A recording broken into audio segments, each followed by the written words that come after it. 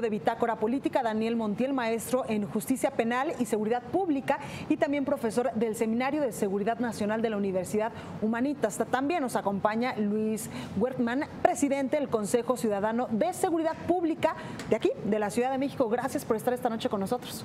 Hola, querida Blanca. Pues cuéntenos ustedes que saben, que son especialistas en estos temas, ¿qué es lo que está pasando en la Ciudad de México con la aparición sorpresiva para muchos capitalinos de este cártel de Tláhuac? Luis. Pues digo, yo creo que lo primero tenemos que poner en contexto las cosas. Y lo platicábamos hace un momento.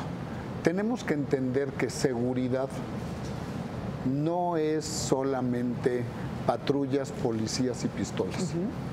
O sea, seguridad nos tiene que llevar a lo que es nuestra convivencia, nuestra formación, el famoso tejido social del que tanto se habla, pero que luego lo escuchamos, pero no le entendemos o no le queremos entender. Y poco se hace desde el gobierno. Lo que es, y entonces ¿a qué vas? Cuando tú tienes que tener muy claro que si tu sociedad no tiene esa movilidad en todos los aspectos, ¿qué quiere decir? Movilidad social para poder progresar, movilidad en lo que es educación, buena educación, movilidad en lo que es salud, un acceso a la salud digno, movilidad física de transportarnos de un lugar a otro.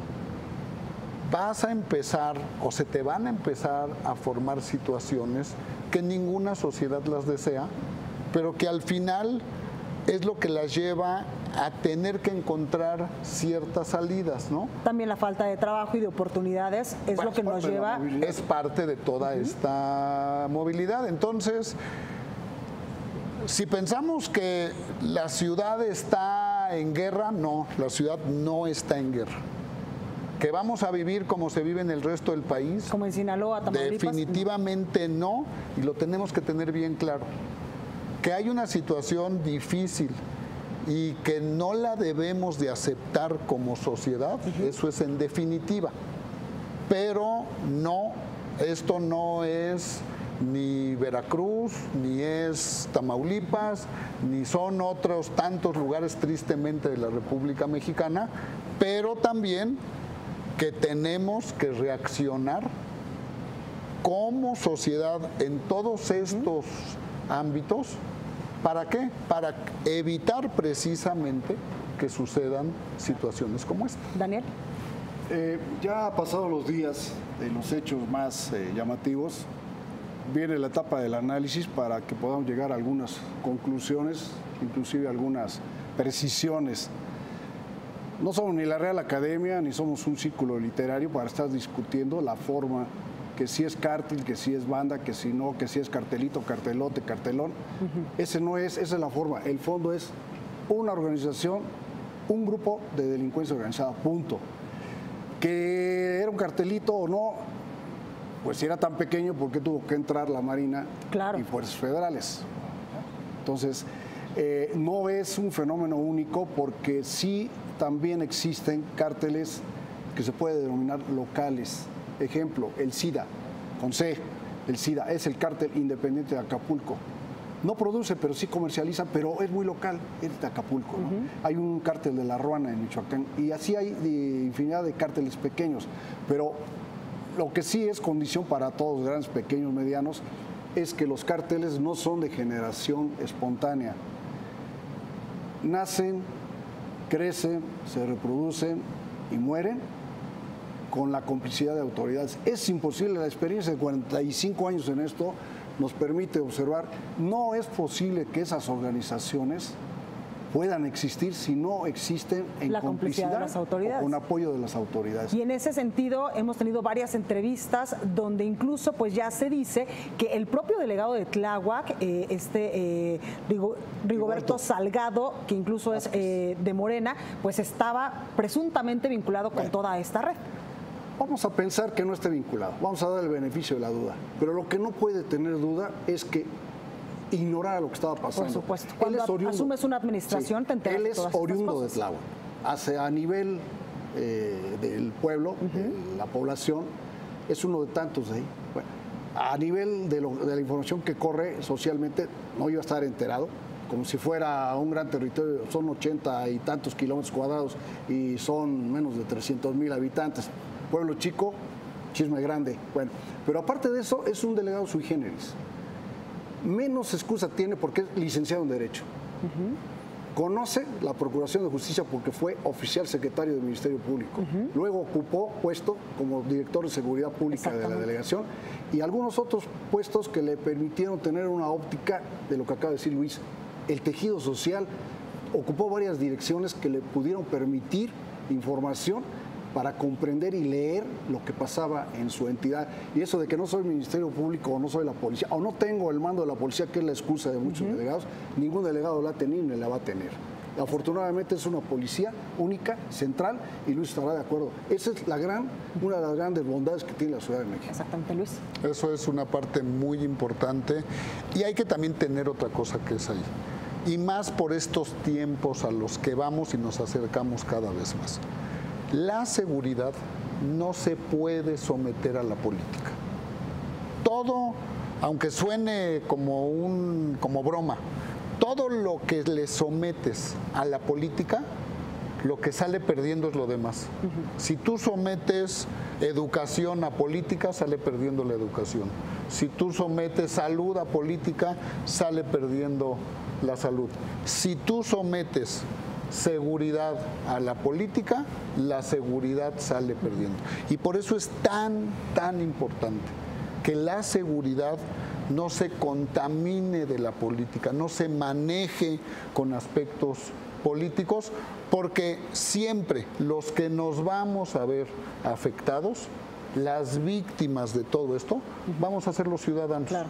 No es que le va a ir mejor a un partido o al otro, o a un político o al otro, sino que siempre al final los perjudicados terminaremos siendo la misma sociedad, los mismos ciudadanos. Incluso se dice que hay varios desaparecidos, 64, 68 personas desaparecidas durante la administración de este delegado de Morena, que incluso en algún momento él les dijo no lo hagan público, pues para no dar la nota de que esa demarcación es bastante insegura. ¿Esto también podría cometerse o verse como un delito?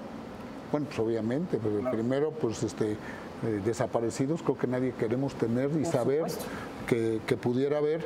Pero la autoridad no está para darte las herramientas y decirte, ok, en mí está ayudarte a encontrar a tu familiar desaparecido y no callarte. Esa es la parte tan importante, Blanca, de la denuncia, que es la herramienta de la sociedad. Si la sociedad en Tláhuac están o estaban viviendo una situación de desaparecidos y tú como sociedad no utilizaste esa arma con todos, herramienta, perdón, con todos sus defectos que pueda tener, pero que es la denuncia, entonces estás de alguna manera también volviéndote parte de ese círculo vicioso o círculo perverso. Entonces, una de las cosas que hay que averiguar, ¿en dónde están las denuncias? ¿Quiénes son? ¿Para qué? Para que las investigaciones... Que incluso se dice le entregaron estas carpetas al delegado cuando estuvo Martí Batres ahí. Sí, hay una cuestión. En el caso de...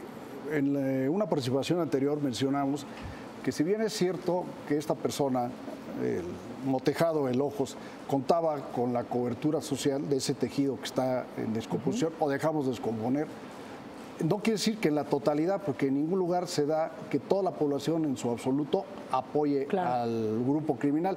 Hay otra parte que no lo apoya, pero por miedo guarda distancia. Pero precisamente en ese grupo, en ese sector de las personas que denunciaron la desaparición de sus hijos, hay un perfil. Son casi puros jóvenes, por lo medio 18, 20 y tantos años, que muchos de ellos estaban dedicados a las mototaxis, que ya lo dijimos también en la participación anterior, servían tanto de halcones, repartidores y hasta bloqueadores en el último momento.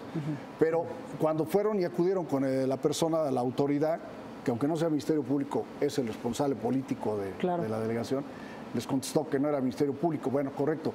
No se hace, en un primer tiempo no se hace ante el Ministerio Público. Seguramente en CAPEA debe haber información, como en calidad de desaparecidos o ausentes. Sí habría que investigarlo porque la voz del pueblo dice que era alguno que se portaba mal o hacía mal las cosas.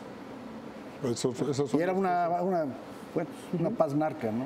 Perfecto. Por último, quiero preguntarles qué sigue en este caso de Tláhuac, qué es lo que podemos hacer desde la ciudadanía, Luis. Bueno, a ver, lo primero y tan importante es, sí, la autoridad tiene que responder o respondernos con sus investigaciones, con información o con buena información, pues para que todos podamos entender, y no lavarse las manos. Entender esto y de ahí sí poderte normar un juicio.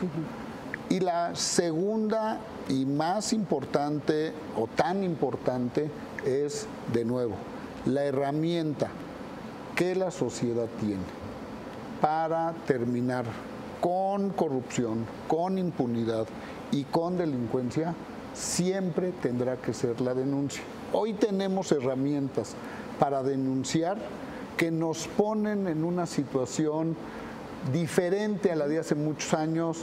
¿Por qué? Porque ya tenemos lo que se conoce una denuncia ciudadana anónima, una denuncia confidencial. Ya no es exponernos a que si decimos las cosas claro, vamos a tener una repercusión. En el Consejo Ciudadano tenemos la línea ciudadana, el 5533, 5533, para servir como puente y efectivamente decir lo que como ciudadanía estamos viendo. Y la otra cosa importantísima es comunicación e información. Una sociedad bien comunicada y una sociedad bien informada es una sociedad que manipularla o querer abusar de ella va a ser mucho más difícil. Daniel. Ya lo habíamos comentado anteriormente, no debemos de preocuparnos, debemos de ocuparnos. Con la preocupación el cerebro es muy traicionero y se piensan y no se dimensionan las cuestiones. Sí hay que ocuparnos de recuperar, ocupamos como sociedad. Si consideramos que la delincuencia es un producto social, toda la sociedad que la compone, gobierno y todo, debemos de entrar en lo que nos corresponde. Claro. Tal vez a los que estamos en el análisis, tratar de hacer análisis que lleven, como bien dice, información, que la gente tenga la certeza. Lo que sí podemos adelantar es que no es una cuestión generalizada, sí puede haber contagio. A Tláhuac la rodean varias delegaciones que pudieran tener algún contagio o ya lo tienen, y el famoso efecto cucaracha, ¿no? El maestro Batis nos dejó el efecto cucaracha. Sí, hay que ocuparnos, no preocuparnos. Perfecto, pues esa es tarea de las autoridades, evidentemente también de la sociedad, de nosotros, por supuesto. De la sociedad también, no más esperar a ver qué nos van a ayudar, no, que cumplan con su trabajo y nosotros con nuestra responsabilidad. Aquí cerrando es uno. A los delegados, hablando como ciudad, a los gobernadores, hablando como México, voluntad y compromiso. Perfecto. Y a la sociedad, a los ciudadanos, participemos, denunciemos, comuniquémonos e informemos. Perfecto. Luis, Daniel, gracias por estar esta noche con nosotros. Mucho gusto, como siempre. Gracias y muy buenas noches. Vamos a un breve corte comercial y yo